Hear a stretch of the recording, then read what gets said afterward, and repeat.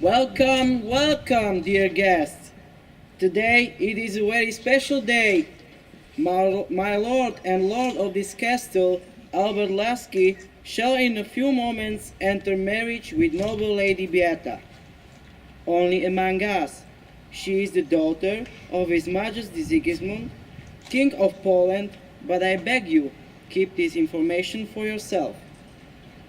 Her mother was just a common lady of the court, and thus Sigismund has never officially acknowledged his daughter.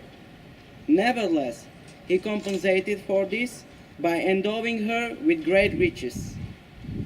And this is what now suits so well to our young lord because he loves life very much. A cheerful, colorful, and boisterous life. Well, and traveling, feasts, hunts, beautiful women, gambling and alchemy, that all costs a lot of money. So the money has disappeared in all possible directions. Lord Albert set out to look for it, and on his way in Warsaw, he ran into a rich widow. She was then, and still is 20 years older than him, but she has other qualities. He confessed to her, with his bad fortune, that he has never experienced love, neither of his mother nor of any other woman. This was something that Lady Beata understood very well. She also grew up without love. And finally, when young Lord Albert proposed marriage, she agreed. And now, here it is, their wedding. Please enter, dear guests. Lord Lasky's house opens its gates widely to you. Lady Better to be your lovely wedded wife. I do this. Do you swear in front of our Lord, the Almighty, that you will be a faithful husband to her, and will never leave her in fortune nor in misfortune, in health nor in sickness, and that you will always love her and cherish her for the rest of your life? I will. Do you, Lady Better, take of Lord Albert Lasky to be your lovely wedded husband? I do. Do you swear to him, do you swear our Lord, the Almighty, that you will love him and will never leave him in fortune nor in misfortune, in health nor in sickness, and that you will love and honor him for the rest of your life? I do. As a symbol of your promises, please exchange the wedding rings.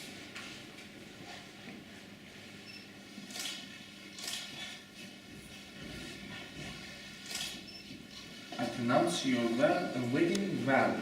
Groom may now kiss the bride.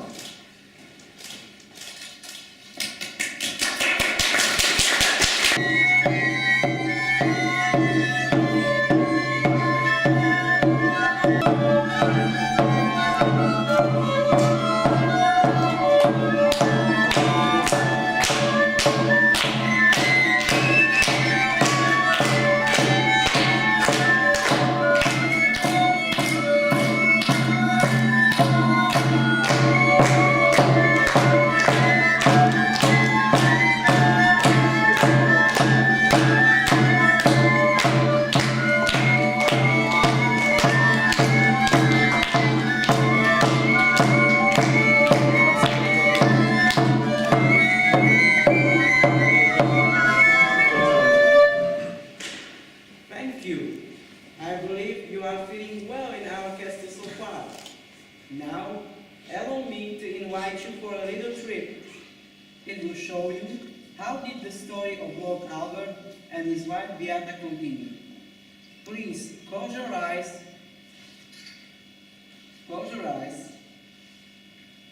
for a while and let yourself to be carried away on the wings of music which will bring us a few years into the future.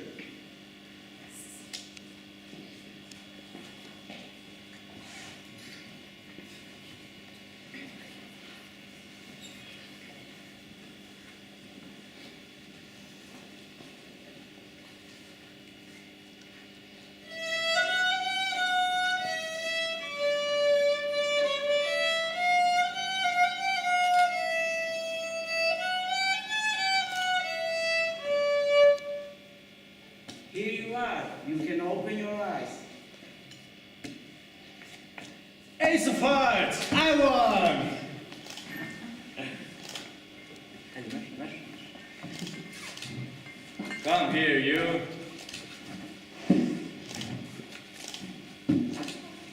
My lord, may Why I are you disturb you for a annoying me? moment? Why are you annoying me again, Castellan? Can't you see I'm concentrating on the play? I beg your pardon, my lord, but the situation is very serious. Our granaries are empty. Plague sweeps over the city. People are discontent and they are rebelling. So do something for goodness sake. I've got enough of my own work. I'm sorry, my lord, but I really cannot go any longer like this. Do you want to give me lessons? Get away from my side and return only when you have better news for me. My dear, Castle is true. We should finally start to believe of administer our country. Even you want to pester me? I've got just enough of you. I can't bear to look at your permanently gloomy, shrunken, no, very wrinkled bad. face. Why have married me? For a while, my money is consulate, my ring is an age. I was begging, I was being stupid. Now that's enough. Shut up. And go hide somewhere so I can no longer see you. Okay, I go.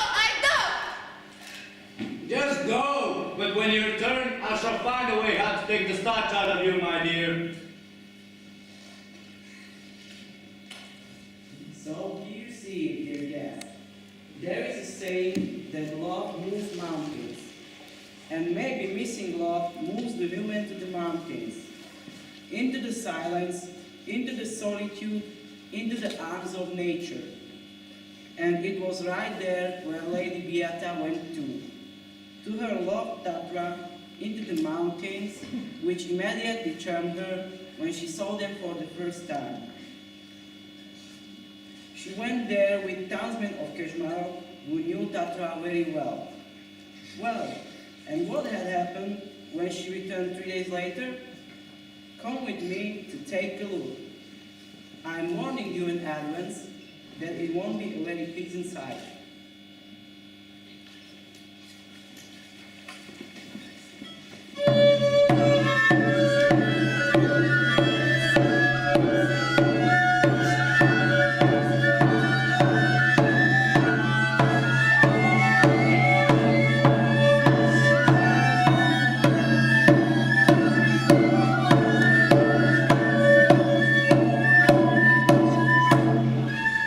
Let me go! Release me! I have not done anything wrong. Let me go! Release me! Let me go! I have not done anything wrong. But here you are deeply mistaken, dear Beata. In accordance with the law enacted Anno Domini 1565, you have committed a serious offense against the principles of morality by leaving your lawful husband. You spent 3 days out of your home in the company of other men. For this, you shall be properly punished. Soldiers, take her to the starving tower. Let me go! Release me! Let me go! Release me! I have not done anything wrong. Let me go!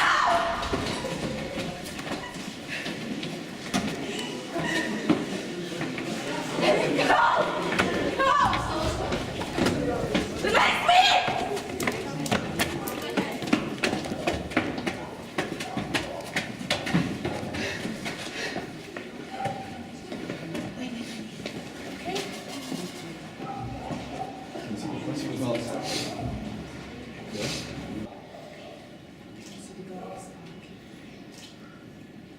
And how did it turn out? Well, not too gloriously. Even though Albert didn't starve Beata to death, as she received bread and water through a little window, when the new owner of the castle, who won it in Cardame from Albert, found her 6 years later, she was in dismal state. Half mad, she was brought to Košice, where she died soon after. And Albert, the history has rather left him to fall into oblivion.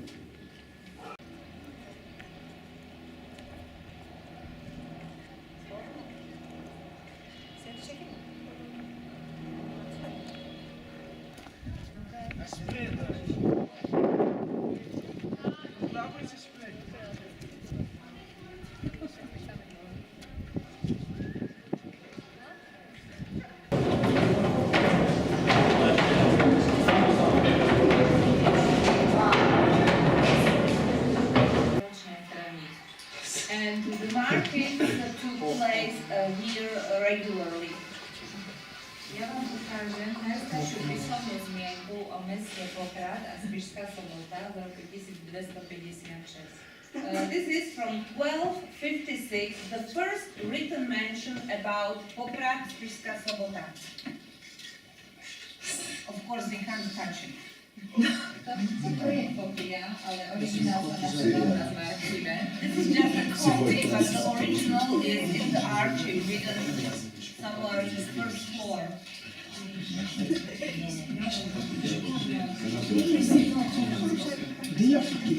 What's it mean? Moritz Beňovský. Som bola vyzvaná, aby sme o ňom sa trošku I was porozprávali. asked to tell you more about him. Moritz Beňovský bol taký vojak, dobrodruh, ale aj kráľ Madagaskaru. Moritz Beňovský was a soldier but also adventurer who came into the history as the king of Madagascar. On sa narodil v roku 1746, He was born in 1746, alebo Vrbovom. but it wasn't here, it was in Verbove. Áno, It is in western part of Slovakia. ale tu zo Spišskej Soboty pochádzala jeho manželka. But his wife was born, she came from Spišská Sobota. Volala sa Zuzana Henšová. Her name was Zuzana Hensch, a little bit German sounded name. Tento Moritz Beňovský sa na Spiši, toto územie, neviem, či Yeah. viete, You already know that this region is called Spiš. sa pohyboval v okolo rokov 1766 až 68. So Moritz Beňovský came to this region in the years of 1776 to 1778. Ale tu sa zaľúbil do sestry svojho kamaráta, vlastne do tej Zuzany And he Henšovej. fell in love with the sister of his friend, who was Zuzana Henšová. She was a sister of his friend. Moritz Beňovský bol vojakom v Rakúsko-Uhorsku, Moritz Beňovský was a soldier of Austrian-Hungarian army. ale v podstate z presvedčenia sa pridal ku poľskému vojsku, But he decided to join the Polish army, ktoré bojovalo proti Rusku v tom čase. which was in a battle in a war against Russia that time. Kvôli tomu bol väznený aj na hrade Starej Ľubovni, neviem či... That's the reason why he was imprisoned in Stará Ľubovňa castle. No ale potom sa mu podarilo ujsť do Poľska. Afterwards, he succeeded and he escaped to Poland. Tam ho zajali Rusi, So he was arrested by Russians. no a bol väznený na Kamčatke. And he was imprisoned again in Kamchatka. Mal veľmi také... Odtiaľ sa mu podarilo ujsť. So it was another successful escape from the another jail in Kamchatka. A jeho cesta smerovala až cez Japonsko do Francúzska. And his steps were leading through Japan to France. So it's a little bit strange, but he escaped to the east and returned to France. Tam sa podarilo mu skontaktovať s Ľudovitom XVI, francúzským kráľom, In France, he met Louis XV, the French king, ktorého presvedčil, aby pod jeho vedením urobil výpravu na Madagaskar. Moritz Beňovský persuaded the French king to undertake a journey to Madagascar. No a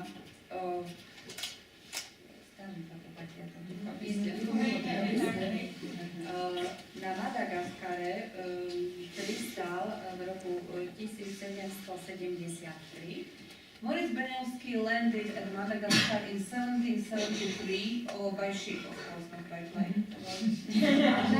Tam sa mu podarilo zjednotiť tamojšie kmene, aby vytvorili nejakú takú akože štátnosť. Na druhej výprave v Madagaskare chcel v rámci tak skolonizovať, ale už v mene Anglická túto krajinu.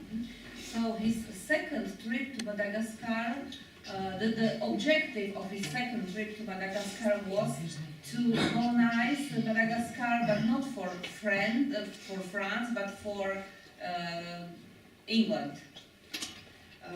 Čo sa Francúzsku nepáčilo, Francúzsko poslalo na Madagaskar svoju armádu, tam došlo k bojom a zomrel tam práve Moritz Benešík. Of course, France didn't like this objective, so France sent its army to Madagascar, and they, I can say that the French soldiers killed Moritz Benešík during the battle in Madagascar. Keď zomrel, bolo to v roku 1786 a on mal len 40 rokov. In 1786, when he died, he was only 40 years old. Jeho manželka mala veľmi neľahkú cestu. His wife became a widow, so her life wasn't very easy. Kvôli tomu, že keď sa dúfajú teda, lebo tam je taká tá skupina, ktorá sa skladá z vedcov. Je tam historik, je tam geograf, je tam lingvista a tak ďalej, čiže na základe vedeckých poznatkov sa snažia zistiť tento. This group of people consists only scientists, like people who are historians or who are interested in geography, linguistics. So they hope that based on the scientific data or documents, they will be successful. Minulý týždeň, alebo pred 2 týždňami bol práve dokumentárny film o tejto výprave. Just like 1 week ago, they showed a documentary film about this group of people and their journey. A zaujímavé bolo to, že na Madagaskare je mnoho vecí, ulic, inštitútov pomenovaných po Benešíkovi. What was interesting, there are many different streets, institutions and other subjects which are taking or they are holding the name of Moritz Benešík. Ale žiaľ, tí obyvateľia Madagaskaru nevedia skoro nič o Benešíkovi. Unfortunately, the people, the inhabitants of Madagascar, they don't know anything about him. Do súčasnosti žijú rodinní príslušníci tohoto Moritza Benešíkého po dcerách, ktoré žili dlhšie trochu. So Moritz Benešík had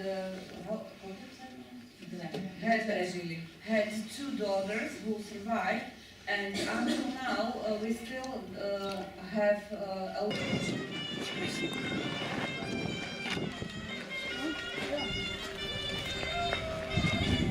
Ľubovňa Castle. My name is Matúš. In English it will be Matthew. I will be your guide tour. I will guide you through the expositions of this castle. And in case if you will have questions, feel free to ask. I invite you to get to know with its architecture and also history, which is more than 700 years old. We can move to the High Baroque bastion, which is the first exposition.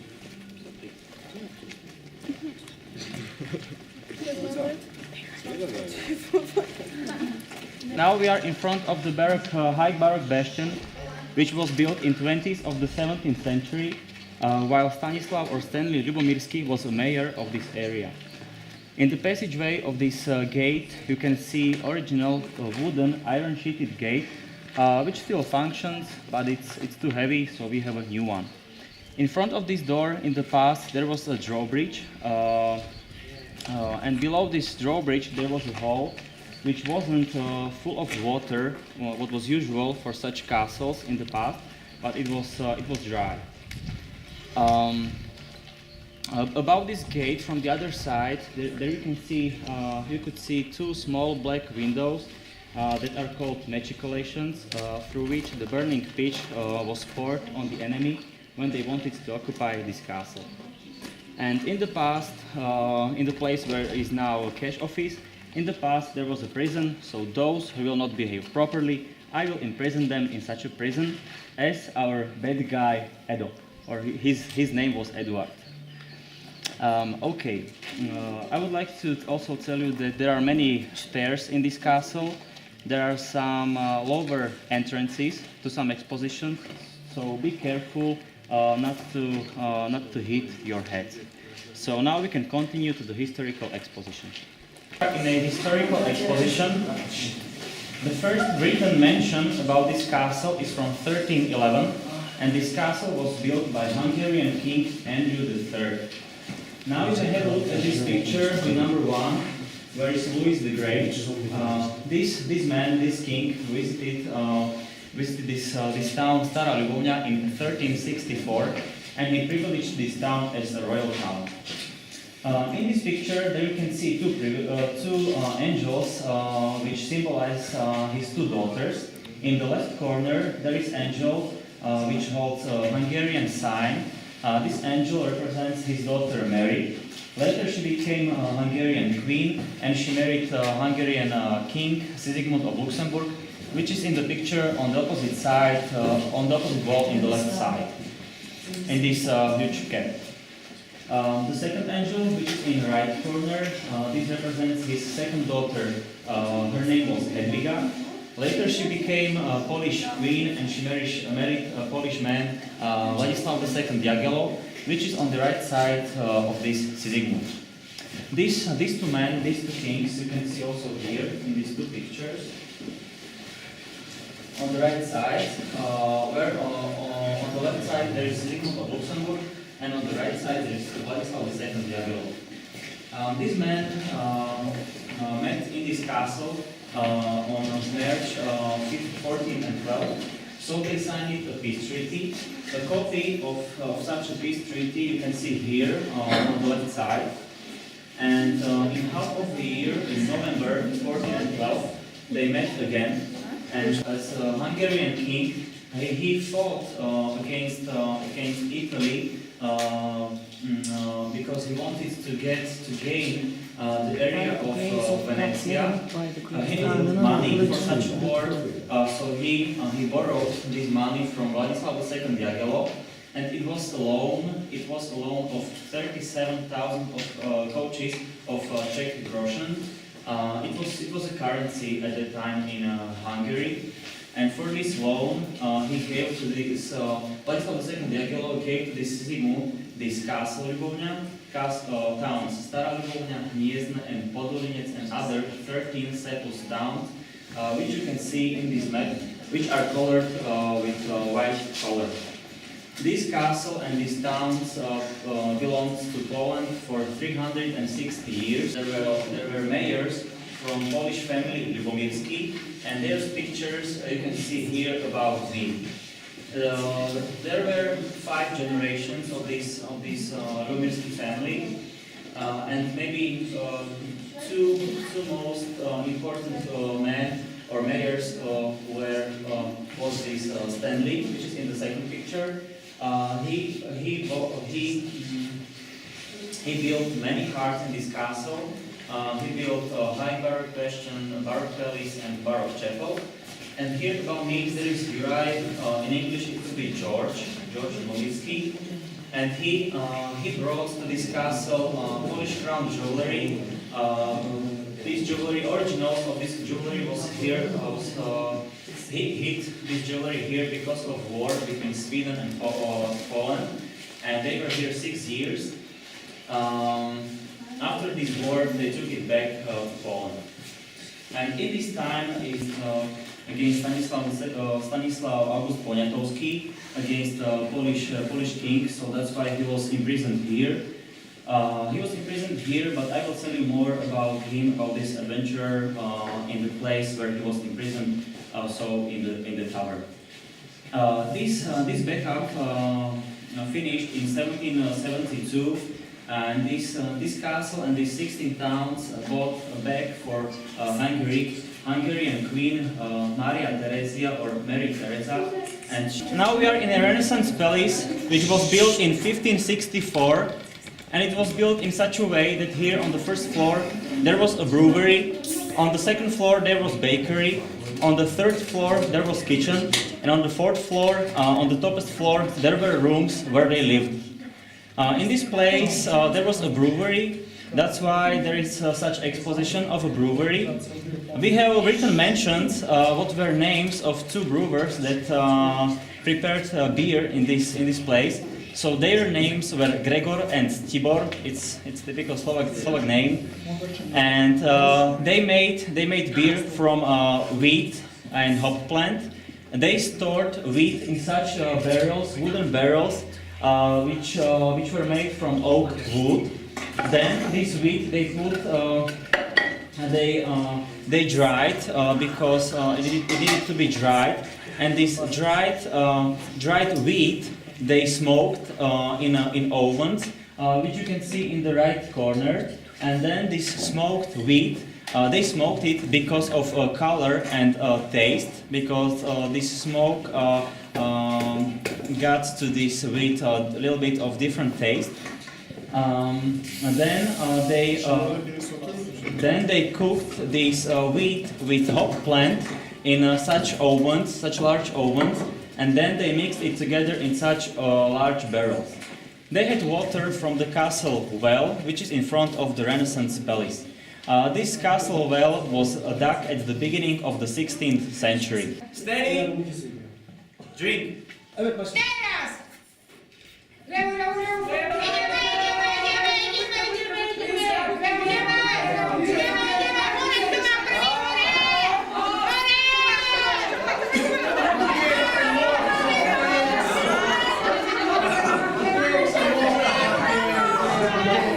Now we are in the topest floor of the tower that was built to secure this castle, because this castle was built mainly to secure the border, Austro-Hungarian and then Polish border. This tower and this, which is let's say the part of Gothic palace, this tower was built in 1311 by Hungarian King Andrew III. To be more specific, now we are on the topest floor, where was the trumpeter's room. This trumpeter, he had to warn the guards and the soldiers that were in this castle when someone wanted to occupy this castle, and when someone was going closer to the castle. And this castle is also very important because there was a prison. And there was imprisoned a well-known Slovak adventurer, Moritz Beňovský. He was imprisoned here in 1768. He was imprisoned here because he as a soldier, he participated in a fight against the Polish king Stanislav August Poniatowski. So that's why he was imprisoned here in this tower. In this tower, he was imprisoned for 2 months. Then at the end of August, his wife Zuzana Hunšová helped him to escape from this tower, and this is the place where his adventurous journey through the world began. From this tower, he escaped to St. Petersburg, to Russia. Then through Siberia, he went to Kamchatka. Then he went from Kamchatka through the northern Pacific to Madagascar, to Africa. He became king. Moritz Beňovský was the first and the only Slovak king of Madagascar. It's not a fairy tale. It's not a fairy tale for children that he was a king. In the past, this island, Madagascar, was divided into several parts. Each part had its king, and they chose from each other. From among them, they chose one king, and it was this Moritz Beňovský. He was born in Slovakia in Vrbove in 1746. And he died in 1786, so he lived only for 40 years. He had only one name. He used only one name, Moritz. He was called Moritz Beňovský, but it was not the only name that he had. He had 6 names, and his full name was Matúš Moritz Michal František August Serafin Beňovský, and he was imprisoned here on the second floor of this tower in the prison. Kvôli?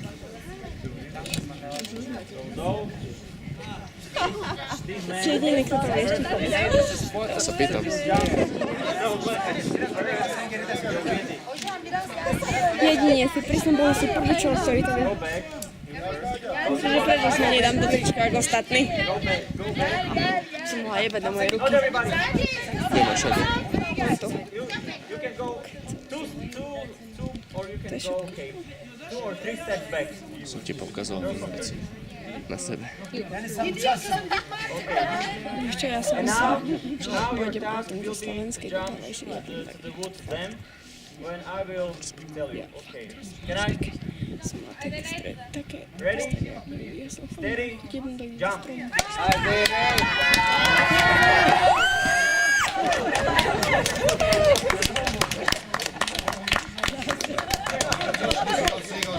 To finish it all, thank you for your attention. Thank you for being in this castle. I hope you liked it here. You enjoyed also the guide tour and this competition. I hope that you will maybe come here again to this castle and maybe see you next time. I wish you nice staying here in the castle and also here in Slovakia. So thank you. Thank you. Thank you.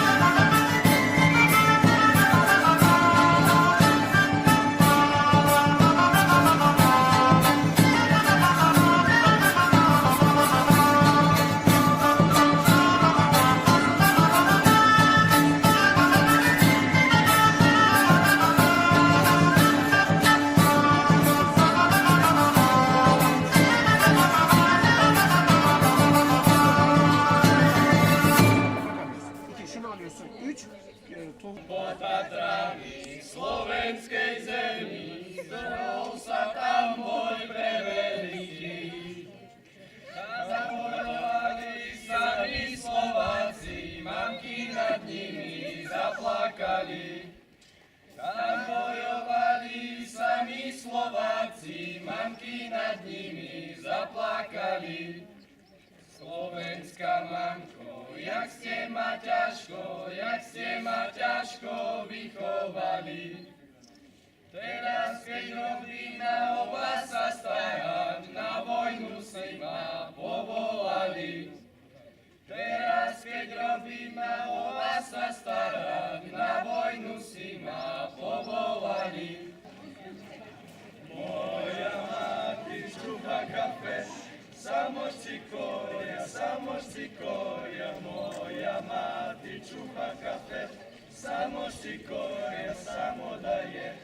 Moja mati čuha kafe, samo šikoria, moja mati čuha kafe, samo šikoria, samo daje. Marko skače po zelenoj trati, aj, po zelenoj trati.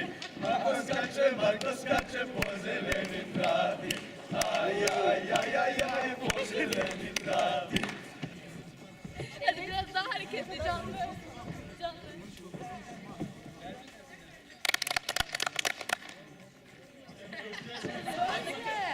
Çağılabiliyoruz İyi hocam. Ne yapayım ben tek çıktık açık alnına 10 yıllar savaşta 10 yılda 15 milyon genç yaraşır her yaşta. Başta bütün dünyanın saydığı başkumandan demir ağlarla ördük ana yurdu dört baştan. Türk'üz Cumhuriyet'in göğsümüz Türk tipini. Türkiye durmak yaraşmaz, Türk önde Türk.